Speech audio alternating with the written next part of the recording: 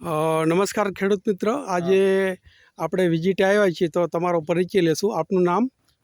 પટેલ અશોકભાઈ ભગવાનભાઈ, ગામ? લક્ષ્મણપુરા, જિલ્લો કયો લાગશે? જિલ્લો પાલનપુર, ઓકે. બનાસકાંઠા. તો અશોકભાઈ, તમે અને અમારે પણ અશોકભાઈ જ છે એગ્રોસેલમાંથી. તો તમે અશોકભાઈ ગઈ વખતે ટમેટી વાવી હતી, તો એમાં તમારો શું અનુભવ રહ્યો હતો? ગઈ વખતે સાહેબ અમારે નિમાટાન જેવું હતું.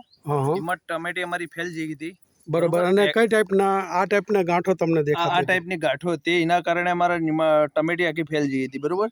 અમે આ ટાઈમે અમને થોડુંક એવું લાગ્યું કે અમે તરત અશોકભાઈ કા કોન્ટેક્ટ કર્યો. બરોબર. અશોકભાઈનો કોન્ટેક્ટ કર્યો. અશોકભાઈ અમને આપ્યું કે મીન આપ્યું.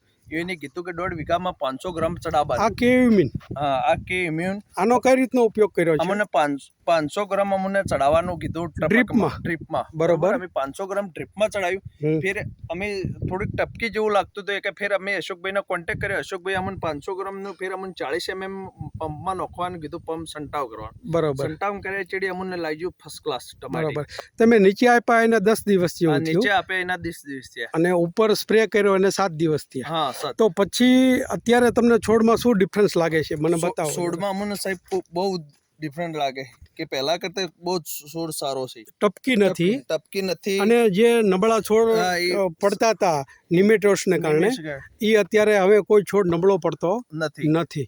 તો સરસ. તો તમને તમારા ટમેટીના પાકમાં એગ્રોસેલનું કેયુમિનનું બહુ સારું રિઝલ્ટ દેખાય છે. તો બીજા ખેડૂતને તમે શું કહેશો કે આ વસ્તુ જે કેયુમિન છે એગ્રોસેલનું, તો એના માટે શું ભલામણ કરશો?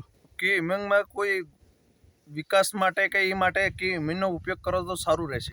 જે નિમેટોડને કારણે અટકાઈ ગયો હોય તો ટપકી માટે કેયુમિન સારું રહે. ટપકી પણ ઓછી થઈ જાય. Okay, thank you. આપનો મોબાઈલ નંબર કહેશો? 94 272 60 229. Okay, thank you.